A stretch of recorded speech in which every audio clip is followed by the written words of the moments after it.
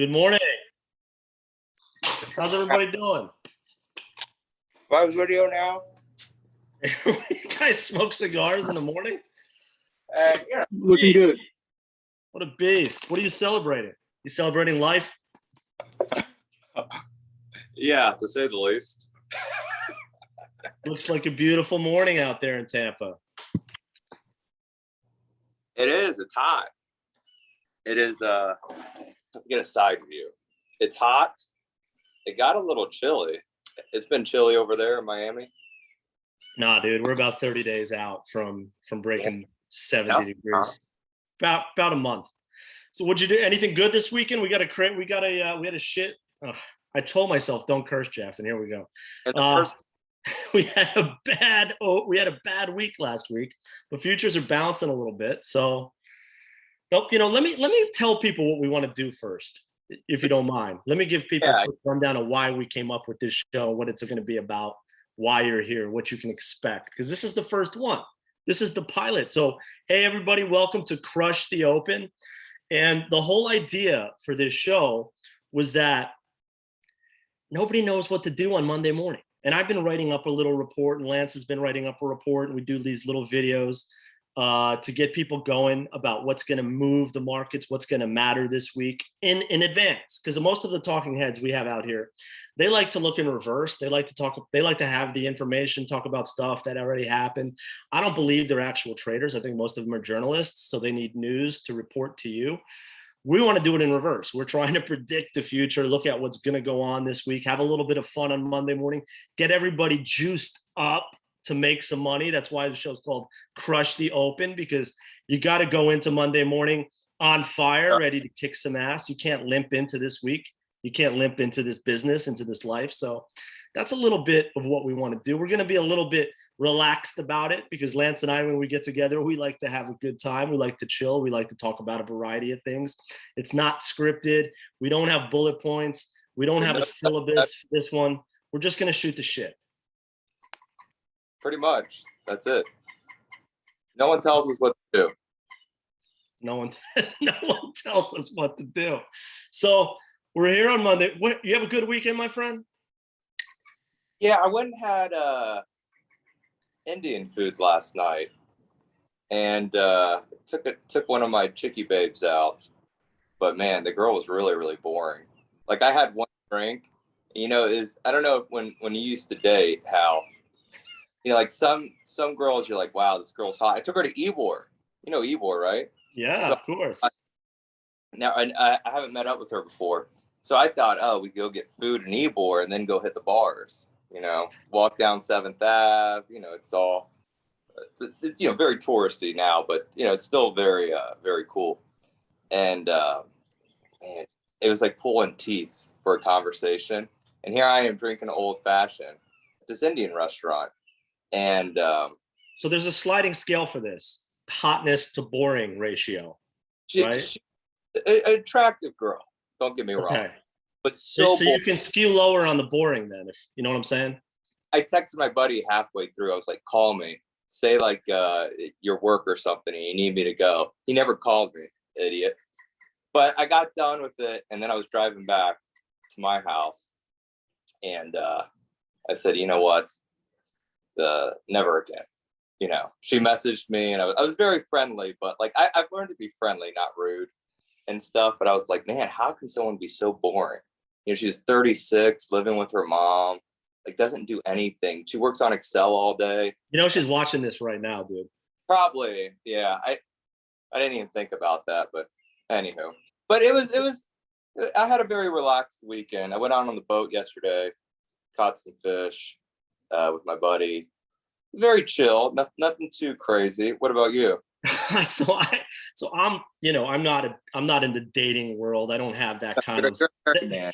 I'm a suburban father of 3. I've been married 16 years to my lovely wife. And but I get bored sometimes sitting in my house. So I told my wife, and I'm a bit of an action junkie, and the market's closed. That's why I'm like, let's call it Crush Monday, because I love Monday morning. I love when the market's open, the juice starts, the action starts. So I'm sitting around my house. I took my kid to soccer. Kid plays soccer Saturday morning, did all the family stuff, filled up the fridge, etc. And then I'm sitting around, it's pouring rain. I'm like, I usually golf with my boys, that's the thing, but it was pouring. So I was like, you know what, babe?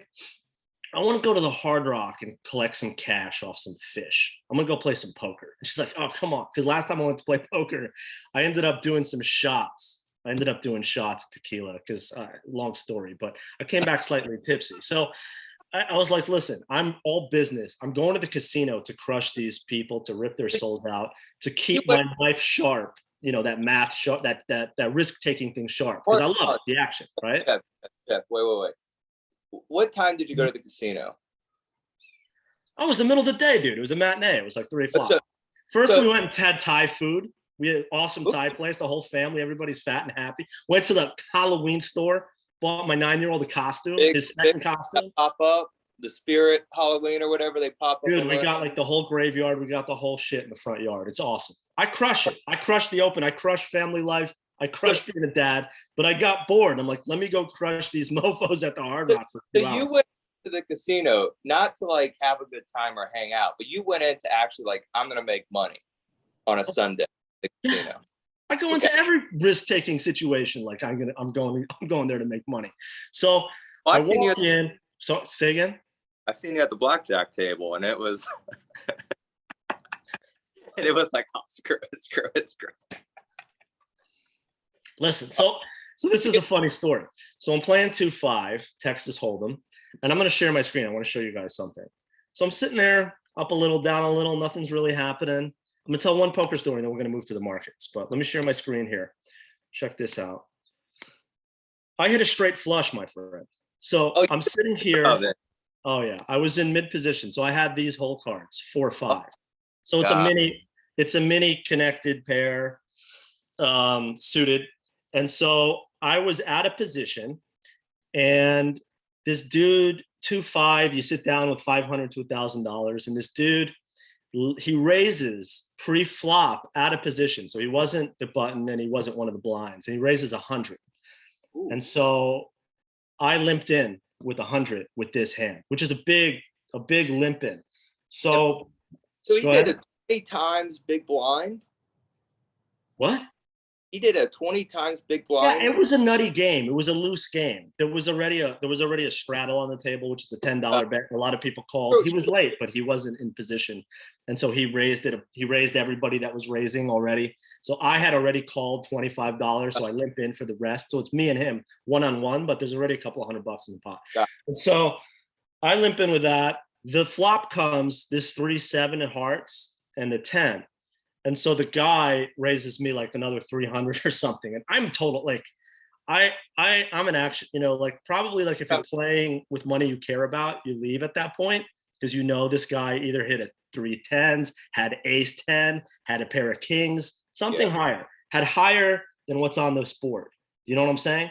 So he either had 10, in my mind, this guy's either he already hit 10s with a high kicker, or he already had higher than 10s in a pair. Either way, I'm behind, right?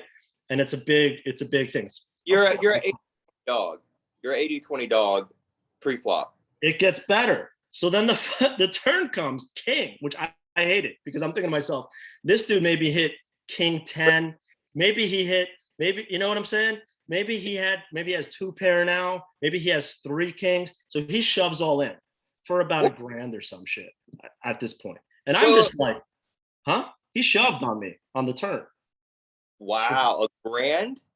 Yeah, I was up about 600-700. It was getting close to my like turn into a pumpkin hour. So I have like a curfew before I have to get back before I get in trouble with the missus. And I was picking up dinner for the family. So you don't want to keep the kids hungry, Saturday matinee, right? So you play high pre-flop. You play 4-5 high. Psycho, total psycho. So then this comes, and I just don't even react. And I just see the soul just like leaving this dude's body. And he's just staring at me. And he's just like, how do you play that hand? Like, how did you just do that? And I'm like, dude, do I look like I'm going to leave a straight flush? Do I look like $1,000 going to knock me out of a straight flush opportunity? Every one of my friends has seen this picture. I'm walking around. I came back to the house like with an extra couple of grand in the pocket. Saturday mission accomplished. So let's go. Let's crush the open. What are we doing this week, Lance? How are we going to make some money? Well, I will say I'm pretty mad Why are you at mad? follow through for Friday. If you could pull up the Spoos overnight session. Okay. I'll go inside in like a minute and No, that's actually. fine. I got this up already. I thought we were gonna have not a Black Monday. Well, I guess you could say Black Monday, margin call Monday, whatever you want to call it. Yeah. I was hoping we would actually, God, look at him. Pull him up on like a 5-minute or 15 intraday, just the overnight session. I thought we were, I looked at the Spoos last night. We were down about 30 handles. Mm-hmm. And now what? We're up what? 12? Yeah.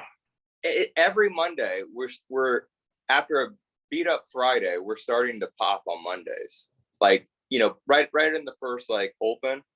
So I don't like this. And then we just fade throughout the week and we sell off very, very hard.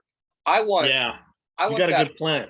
You got a good plan. You wanted a flush on Monday morning to buy. You wanted a workable crash on Monday to buy the first hour, right? Exactly. That's too easy though. The market's too easy, right? I want these markets to just have massive pain. So I want people to wake up and be like, I can't take it no more. But the villain in my poker table wanted me to leave also with the $100 bet. Like, and then he really wanted me to leave when that king came. And the market, like me, like the Grim Reaper of poker, never does what you want it to do. That's the point. That is the point. So what's been happening is we'll do like this. It's a false hope, right? So we rally on Monday. Let's say we continue. I don't think today, but let's say we have been. We can only go by prior history. We've been rallying, and then what happens Tuesday, Thursday, Friday? It's a bloodbath. People. Oh, buy the dip. The bottom's in. Buy the dip. This is the end. Bro, look at this. Let's look at this year and let's count the amount of times people that I know have called the bottom. They called the bottom here, which was correct until Friday. Going to be much lower before the year's over, in my opinion. They called the bottom, saying that we made the workable bottom there. We can only go higher. We did go higher. We had this nice rally.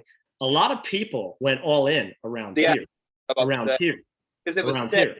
Because everything was cured. Market. We were out the safe, and then what happened to all those people? So this was 40. We were almost at 4,400, and now we're back at 3,600. So I'm looking at. Look at this. Look how much air is still left in this thing, though. If we look at it, we're going to take this. Oh, so this is the future. So it doesn't go back. I want to show you guys pre the thing. Pre-COVID. Yeah. So COVID low. Guess what, guys? COVID low is another 1,500 points lower than where we are now. COVID low. COVID beginning is my next support place. So pre-COVID, right here, where we gap from. And I talked about this, I think. So that's 3,300 and change. That's another 10% lower from here. That's where I think we bottom out this year. This year. If you pull up your favorite girl, Kathy, pull up ARK. Ooh, ARK? Yeah. So if you look at ARK, ARK already took out its pre-COVID low. And if you saw all those high growth, Kathy Woodstock. Well, look at this, Lance. ARK. What is ARK on the most of? Check this out. You'll be surprised how much Tesla it has. Look how much Tesla. Almost 10% Tesla. And what happened to Tesla last week? Oh, what, like 15%? Tesla. So this is the tail of this market right now, in my opinion. People think that things hold up and that that's a good place to hide because of relative strength. And then the bears, they look at it as like a new village to raid and burn to the ground. Yeah, because Tesla was holding up until last. It was. It sure was. It was. But it just did a pain train, bro. This was 1 week. And then what happened to what? 15% last week. But if you recall, even all these big names like your PayPals, your Facebooks, all those names are starting to hit their lows or pre-COVID lows. So if you look at like Facebook, Meta, whatever it's called now, Mark, I won't say anything bad about him, but I think he's getting it now because Joe Rogan about the election, hiding all the Hunter Biden and fraud stuff. But if you look, these names have already crashed, right? And now everyone buy, let's say the past couple months. What did they buy, Jeff? You already know this question. What do they buy as safety? What was safe? They're buying utilities and other crap like that, like And what happened? stuff, What happened? traditional stuff, What happened? traditional safety stuff, right? The villains came after them. And they're XLU. Dude, it's the same story, man. And they bought consumer staples. Look at this XLU. Look at this. This is an unprecedented move almost in this thing. It's brutality. This is like police brutality. This was like, they should have a march against this. There's no safety. There's no safe zone. Everything. No, bro. Harness. So what do we have this week? I want to move on to what's coming up. So I was doing a little homework this morning. You're gonna like this one. We got PPI on the 12th, right? PPI is coming out on Wednesday. Producer price inflation. I know you don't like to talk too crazy macro, but these numbers are actually very important because the last time we had these numbers, market moved like 4% that day. CPI is the Super Bowl of economic numbers right now, the CPI. And if this thing comes in hot, if this thing comes in over 8%, like it looks like it's going to, good Lord help us. So my scenario is we might rally into these numbers. We might rally today, we might rally tomorrow, but be prepared, my friends, be prepared because they are not making any headway on inflation. I don't think any of these rallies hold. And I know people get excited and they go, "Oh yeah, he called the bottom. This is great. This is the new this is the new low and stuff." Right after that, what do? They all buy long calls. They all get fully invested, and then that's right. Rug pull. But that's what's making the market so hard. You have to be open-minded, and you have to understand that, like, what's the Fed doing? They're raising rates, right? Totally, yeah. So like every bounce you get, it's just like it's like you taking like a shot of tequila at the bar. For the next 30 minutes, you're gonna be like dancing, all happy and everything. But you take it up. You keep. It sounds like you've been around me when that happens. Yeah, you're happy and everything, and then the next morning you wake up and you're like, "Oh shit, I'm feeling like crap." Yeah. The market counts. Well, this is the problem. Look at this 30-year mortgage, bro. It's over 7%, right now. Yeah, happened last week. Look at this. This is the national average for this thing. 7.04%. Yeah. That is gross, dude. Look at this thing. We started 2022 at 3 and change. How do you buy a house if you don't have cash? Like I feel bad. Like I have friends who are like in their early 30s who are making like $100K a year. Like if I was out of college making $100K, I mean, I probably would have bought a Benz and went to the club every night. But they're making $100K out of college. They're trying to save up for a house, but how? You can't. I don't understand I'm starting to get really cynical. Like, what are the powers that be doing? They're really messing up this country in a way that I don't even recognize. I'm a little bit older, not too old, but old enough to remember when shit was pretty great in this country and pretty easy to make a great living and have an awesome life, afford a car, afford a nice house. It was never a problem.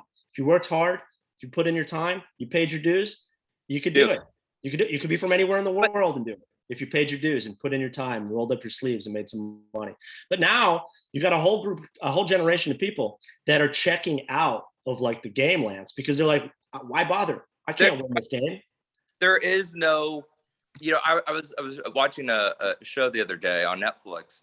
What are they called? The new kids who are like 20 years old. What is it? Gen Z? Yeah. Or millennials, whatever. Gen Z. And they're rebelling against like buying a home, working like a job and stuff because they think it's an unbeatable game. Yeah. It's an unbeatable game. And their parents, they're like salty on because their parents were like, yeah, you work hard, you save up, you could buy a home, a car, blah, blah. And now they're thinking that dream is over. And like part of me, I mean, I try to keep an open mind, but part of me is like, you know what? I don't disagree with them. Like if I was like 25 years old making $50K a year, would I actually believe I could buy a house or like a new car and stuff? I wouldn't. Like I would. So all these people that were, day trading stocks a year ago, right? Did you watch that, by the way? What? That on Netflix? The what's that GameStop? I watched it last night, actually. Oh, the GameStop documentary? Yeah, I watched it last night. It was Beat the Rich with the Roaring Kitty and all the GameStop people. These people were degenerates, by the way. It was like all these people who like bought GameStop. And these people, dude, they were buying like $2,000 worth, like not a lot of money. And these people didn't even sell it up to like 400. They all held on.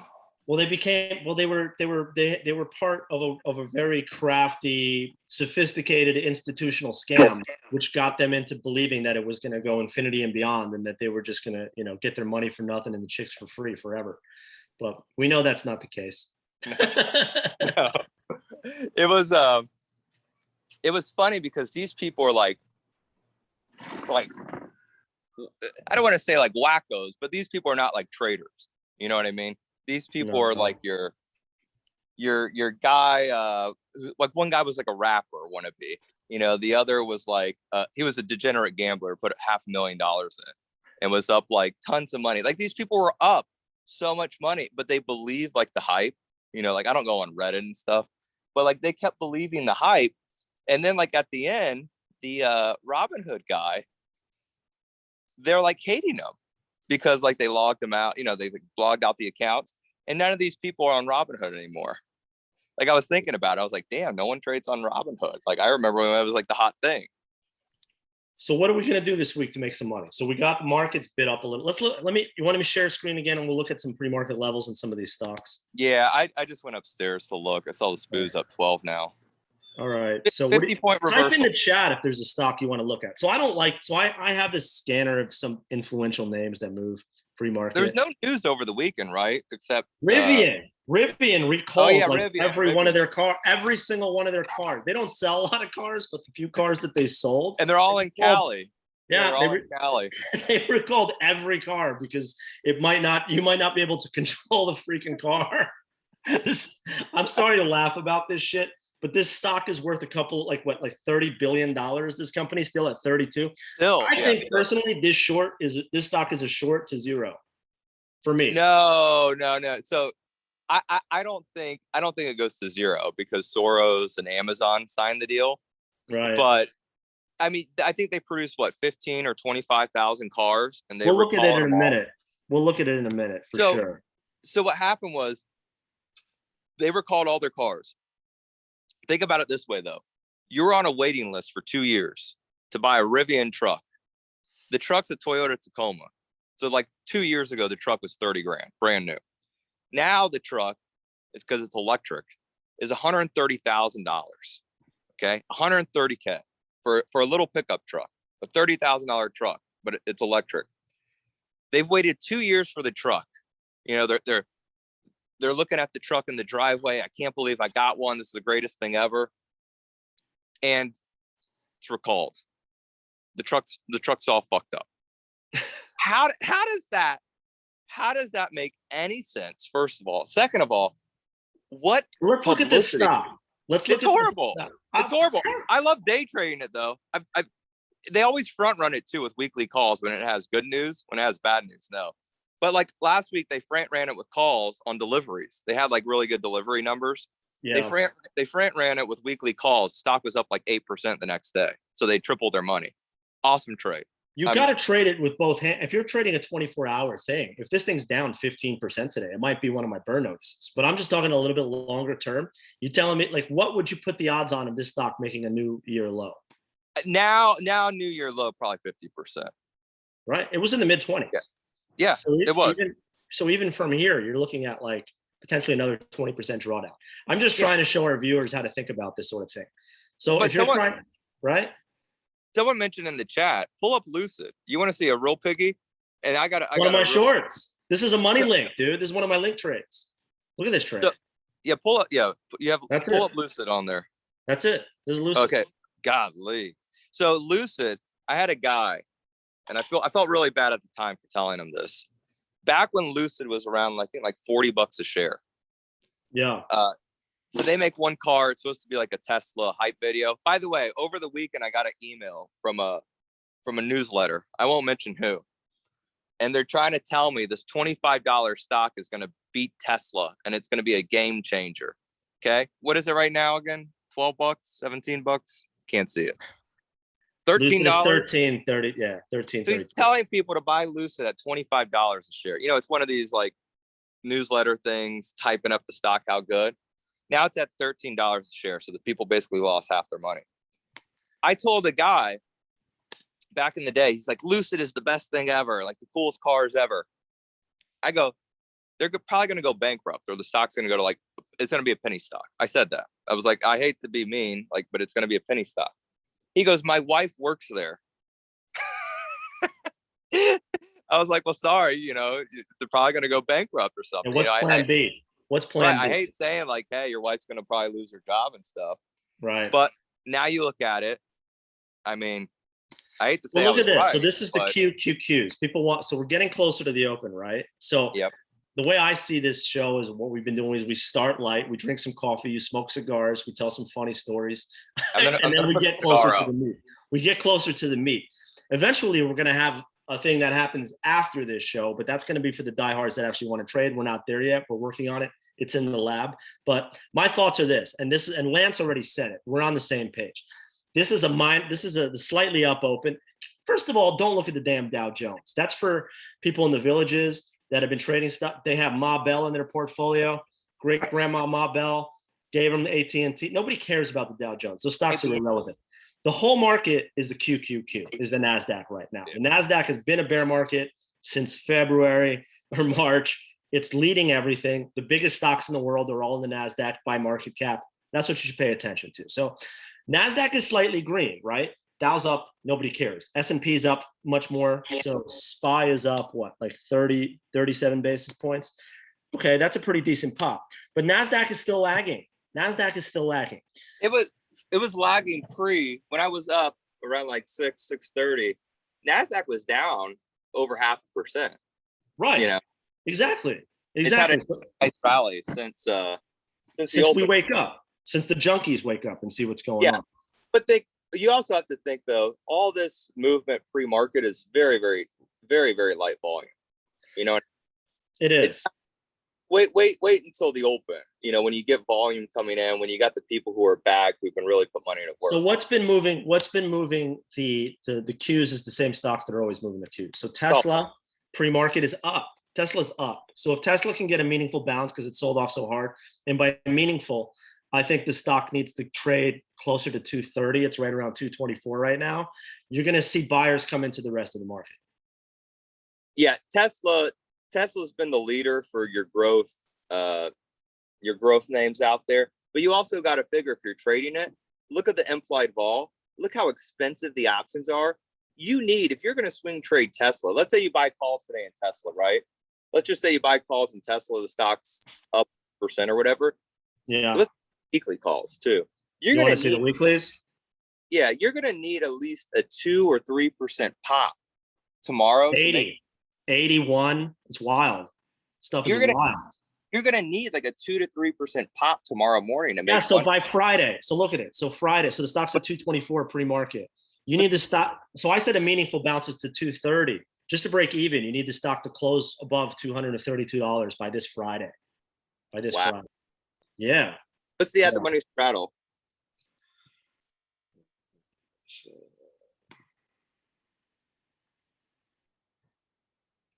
Or what's the price of the is it here? Let me pull it up. I bet you the implied move or the at the money straddle on Tesla is like, I'm gonna say like $20. Let me pull it up. The at the money straddle on Tesla for, let's say, 222.5 is about $16. Yeah, about $16. Right here. That's a big freaking move. That's a big move. Because the market makers are implying. Yeah, but you don't, when I have a stock like this, I don't trade this stock. This stock is just an indicator to me. So I'm using this stock to try to get a read on what the rest of the stuff is going to do. So are we there yet? We're there. We're done. It's 9:30.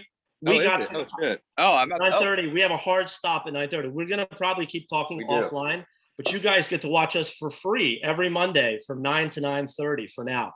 So like it on YouTube, subscribe, give us some feedback on this chat if you like this, so we can keep doing it. I think it was pretty fun. I thought it was a little bit different than what y'all are used to seeing. And LFG. It's going to be an awesome week. Watch out for that CPI report on Thursday morning. Shit's going to be off the chain. It's going to be a wild report. So if you make a bunch of money on the long side in the coming days, you might want to lighten your load up into that one. Just a little bit, just a wee bit. I definitely agree. All right, I'm on the machine. I gotta leave a comment or a question. Maybe we'll get to it. Maybe we won't. You know, we'll be nice on the comments, questions, and thank you all for joining too and watching. There was a good turnout for our first ever one. Appreciate y'all. It was for sure. It was really good. Yeah, so go back. We'll read the comments. We'll read the chat in the next probably 24 hours or so. All right. Peace, love, and happiness. Enjoy your Monday. LFG. Let's go. Bye-bye.